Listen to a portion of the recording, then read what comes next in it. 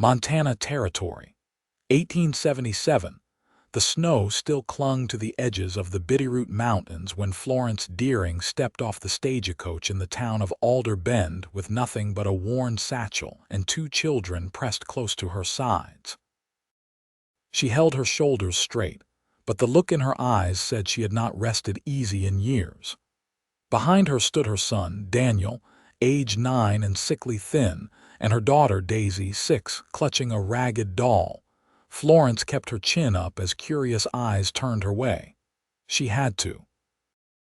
There was no going back to Kansas. Not after her husband had run off with another woman, leaving her with 2 mouths to feed and no land of her own. She had sold everything but her wedding ring to buy passage west, chasing whispers of work and mercy. The man she had been told to find the man who might offer her a job cleaning rooms at the inn had died 2 weeks before her arrival, which left Florence alone, broke, and with no roof for the night. The sheriff pointed her toward the church, said the pastor's wife sometimes took in women and children for a night or 2. Florence thanked him, her voice soft and even, but her hands trembled as she led Daniel and Daisy up the hill. What she did not see, standing off to the side, was the man watching her, tall, broad-shouldered, his hat pulled low, a rope coiled in his left hand and a worn saddlebag over his right. His name was Osric Hale, a cattleman from just outside town, and he had come in that morning to trade salt pork and beans for grain. He was not a man who lingered in town. He did what needed doing and rode home. But something about the way Florence carried herself, proud, even in despair, stuck with him. He watched her until she disappeared behind the church doors. Later that evening, Osric returned to his ranch, a little spread nestled against the hills with 3 horses, half a dozen cattle, and a dog named Rufus who only barked at snakes. The place was quiet, and he liked it that way. Most folks around Alder Bend thought Osric was too quiet, too serious. He had not courted or danced or drunk himself foolish since the war ended 12 years before.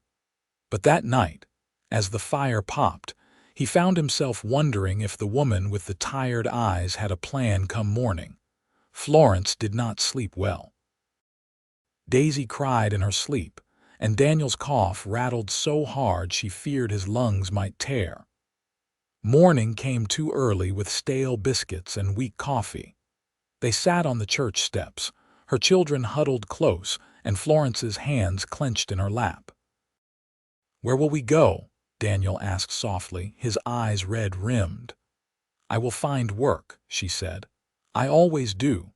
But there was nothing left in her voice, no hope, just exhaustion. That was when Osric rode into town again. He had not meant to, but something pulled him back. Maybe it was curiosity.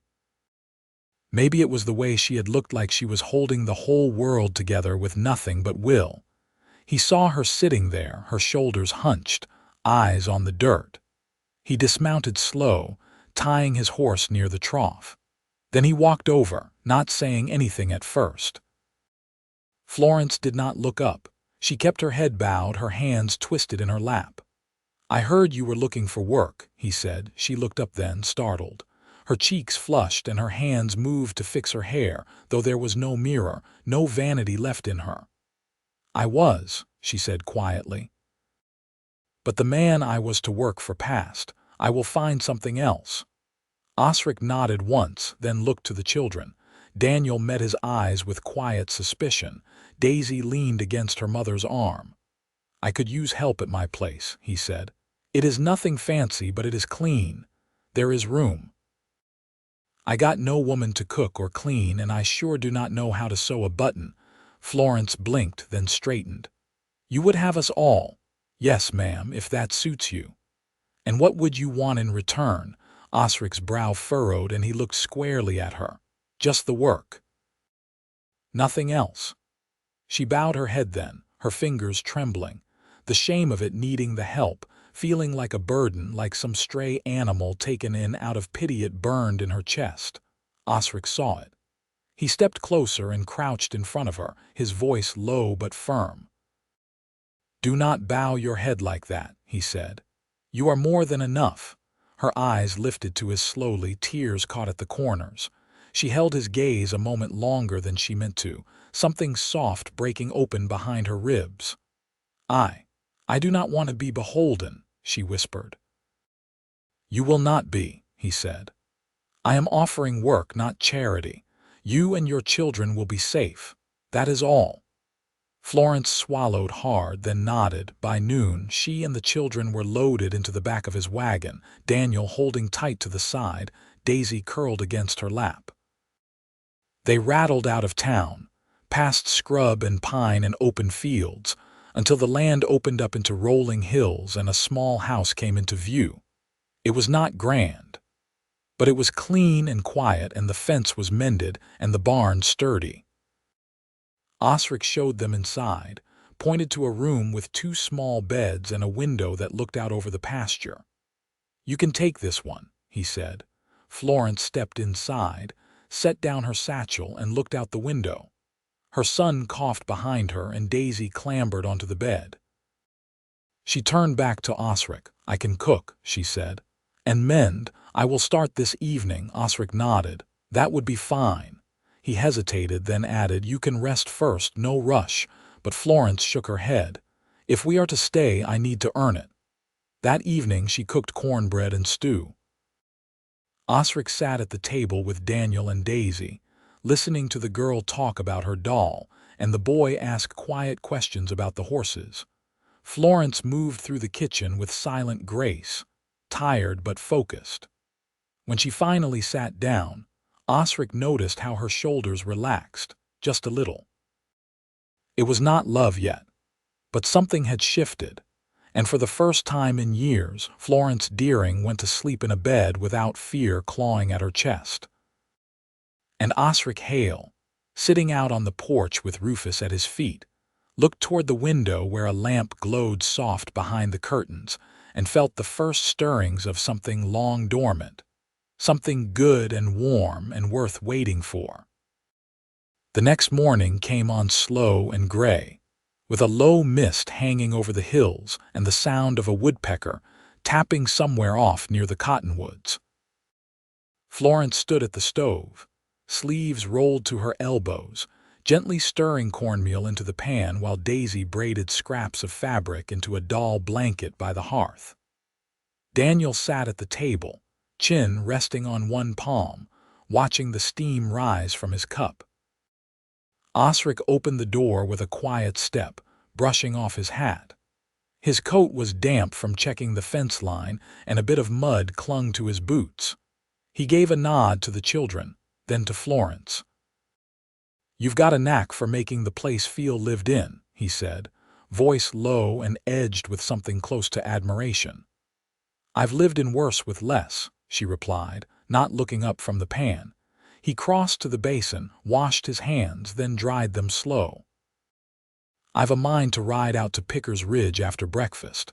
There's a man there sells good feed, better price than townsfolk. Could use a second set of eyes to help measure weight proper." He looked at Daniel, then back at her. "If you're willing." Florence glanced at the boy. "Daniel needs rest. He's been coughing too much. I'll go." Osric nodded once. "We'll be back before dusk."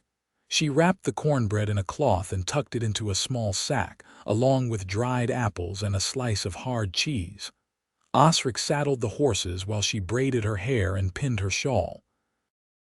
Daisy fussed for a minute when Florence kissed her head goodbye, but settled when Daniel promised to read to her from the primer book they'd found on the shelf. The ride to Picker's Ridge took them over uneven ground, the trail narrow in places where the rain had washed out the edge.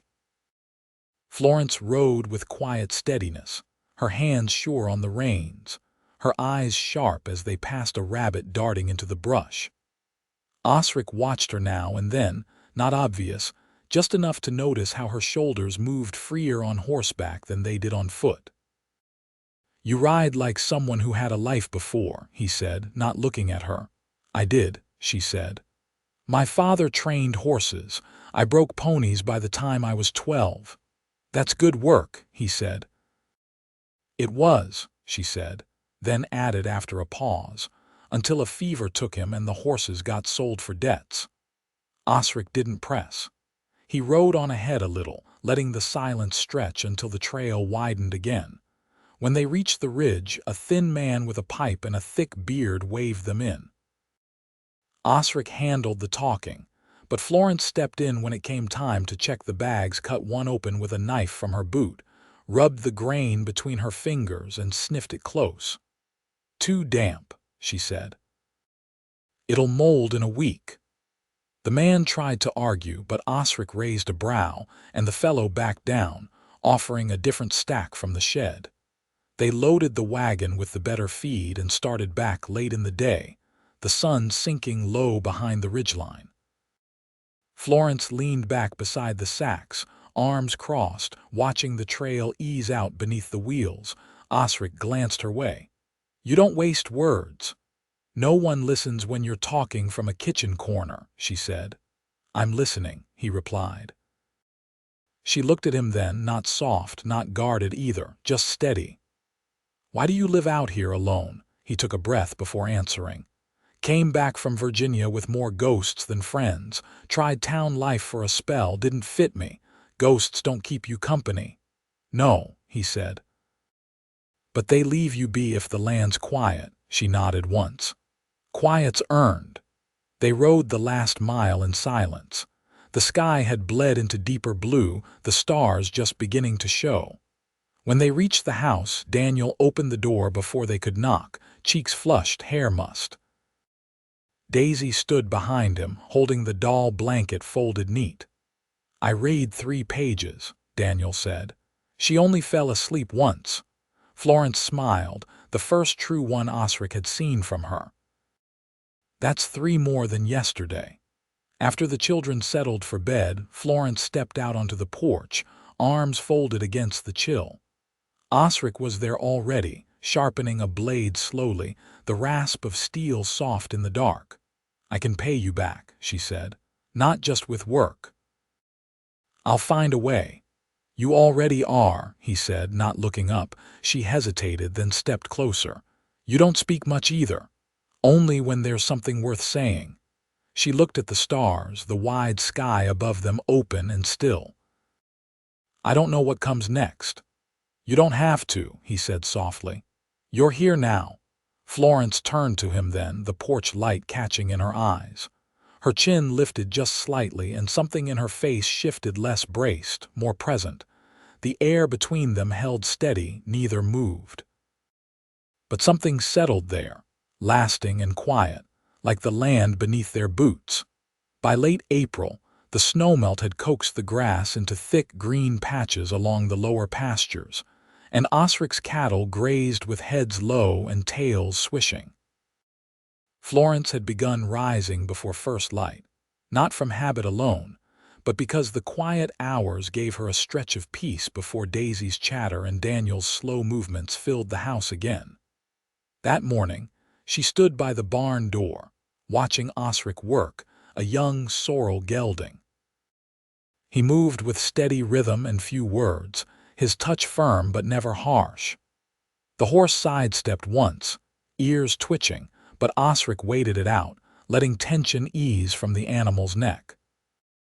"You've got a patient hand," she said, stepping into the sunlight, a small basket on her arm filled with eggs from the coop. "That or I'm too stubborn to quit," he answered, brushing dust from his sleeve. "You ever break one that wouldn't come around?" She set the basket down on a barrel.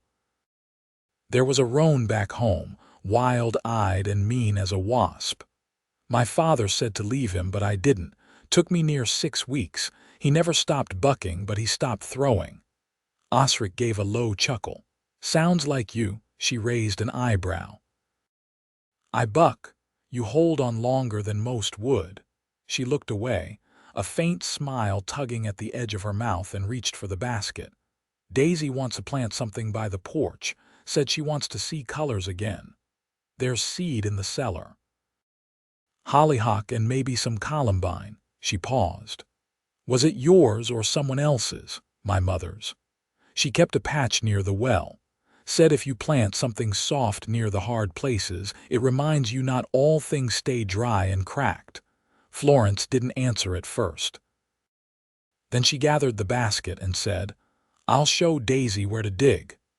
Later that week, a windstorm rolled down from the mountains, snapping a corner of the chicken coop roof clean off. Osric hammered a tarp over the breach while Florence held the ladder steady, and Daniel chased down 2 hens that had taken to the dirt road. When the rain came, it came hard and fast, drumming the tin roof and turning the yard to muck. That night, the 4 of them sat close near the hearth, steam rising from their clothes, the air smelling of wet wool and wood smoke.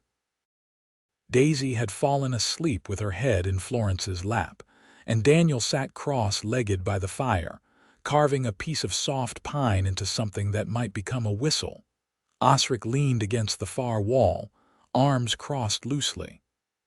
You taught him to whittle, Florence stroked Daisy's curls.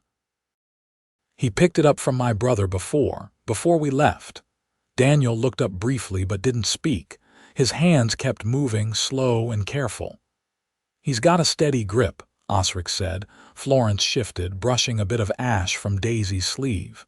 He tries hard. Some days he forgets to be a child. Osric came to sit near the fire, setting his mug down beside Daniel's feet. He doesn't need to carry every weight you've known.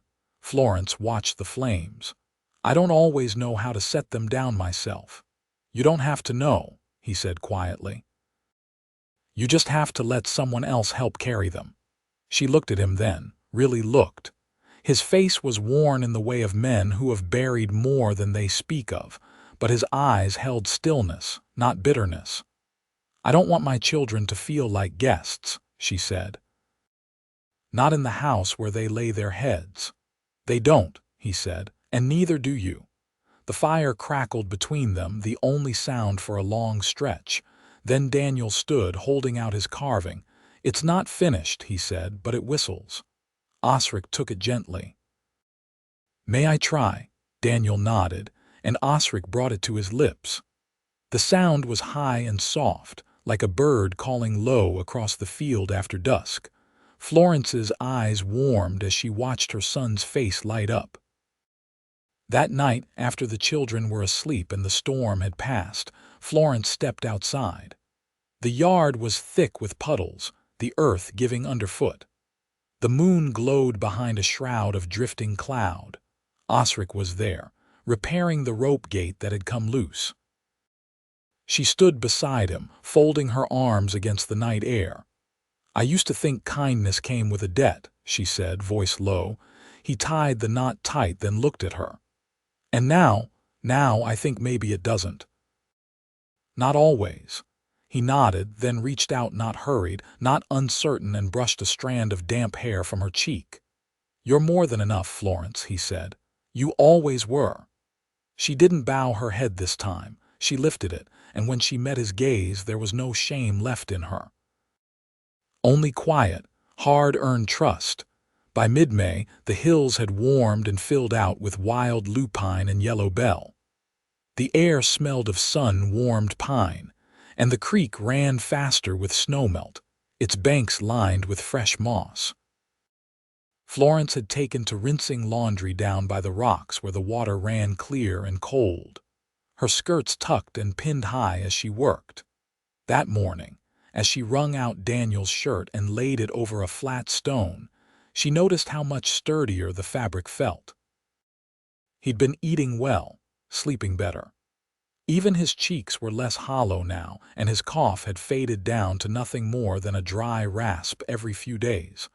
Osric was mending a fence post a short walk away, his sleeves rolled and hat tipped against the sun.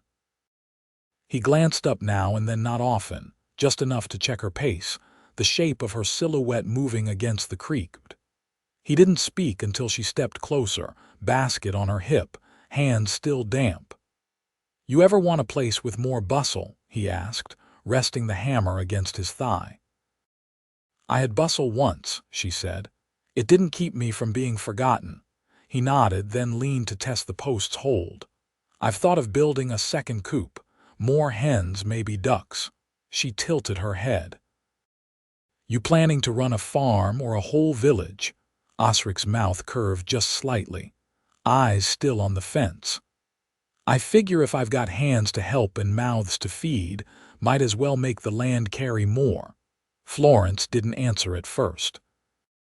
She looked toward the house, where Daisy's voice carried faint through the open window, singing to herself as she played with scraps of cloth. You don't speak of what you had before, she said finally. His shoulders stiffened, then eased. I was engaged once, before I enlisted.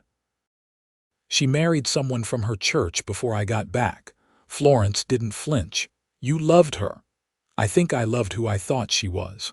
And now, he turned to her then, the sun catching in the lines around his mouth. Now I look for what's real, not what sounds good in letters. Florence held his gaze. I don't know what a man like you sees in a woman who's had to scrape to survive. I see someone who doesn't flinch from hard things, he said. I see someone who doesn't run.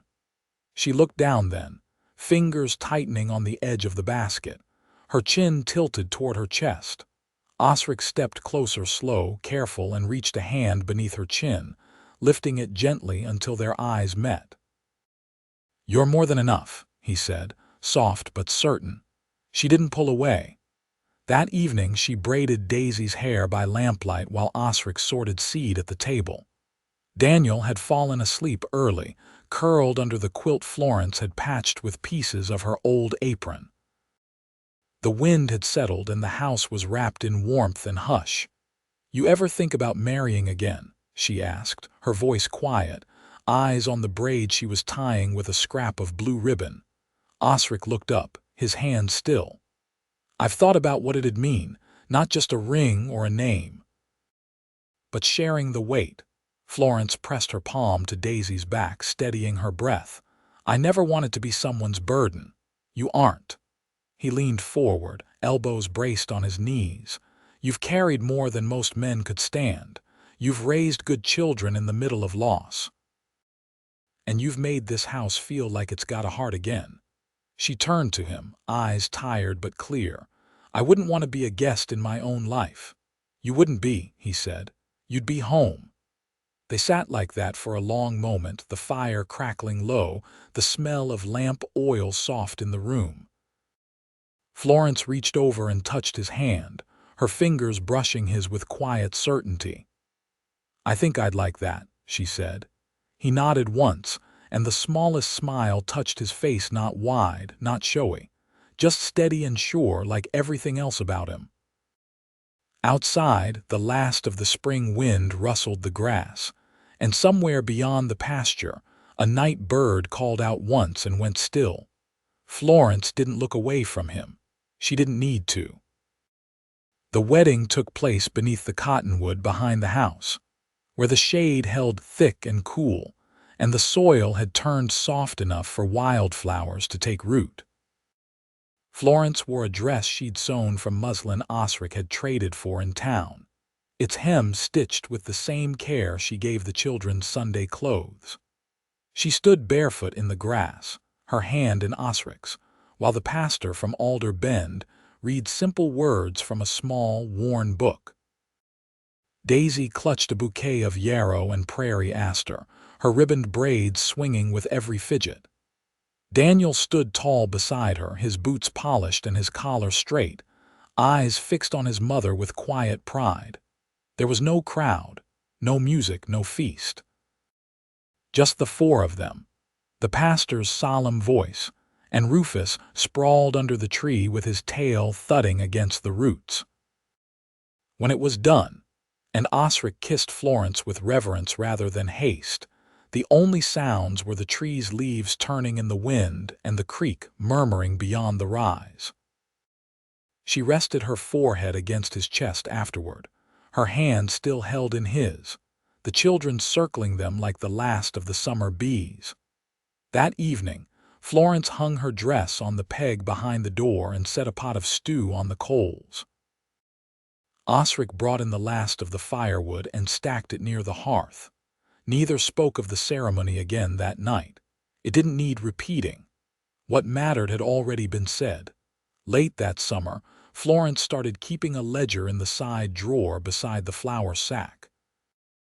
Osric had 3 more calves born than expected, and with Florence's hand in the accounts, they kept better records of the trades and the feed stores. She bartered with a woman from town for canning jars and used Osric's old belts to hang drying herbs along the west wall. She and Daniel built a pigeon coop from scrap boards, and Daisy planted a row of sweet peas that climbed the porch rail by September. One evening, after the last hay had been stacked and the wind had turned with the coming of colder days, Florence found Osric standing by the fence, watching the horizon where the hills turned purple in the dusk. She joined him without speaking, slipping her hand through his arm. "It's quiet," he said. "It's full," she answered. He turned to her then, his profile lit by the last of the sun. "You ever miss what was left behind?" "I miss what never had the chance to be right," she said, "but not what I fled." He nodded slowly. "I used to think I'd live out my days alone. I used to think I didn't deserve more than survival," she replied. Osric took her hand fully in his. "I want to build something with you, not just a roof and walls. I want to make a life that feels like the land weathered, rooted, and steady." "We already have," she said. "We just keep tending it." That winter, Daniel took to cutting kindling before sunrise, his strength grown in the shoulders now. He and Osric rode out together some mornings, checking fence lines and driving the cattle into windbreaks. Daisy learned to sew small stitches, piecing together cloth for her doll's quilt while Florence made one for a bed she and Osric would share the rest of their lives. At night, Osric read aloud from the Bible or from the worn journal his mother had kept, her cursive careful and plain. Florence listened with her head resting on his shoulder, her hands folded in her lap, no longer clenching or bracing. On the first warm day of the new year, Osric carved a bench for the porch, wide enough for 2. He didn't say what it was for, just set it down beside the door and dusted his hands. Florence sat beside him that evening, watching the sun dip low, her children playing in the field below. "I'm not waiting for the next hardship anymore," she said.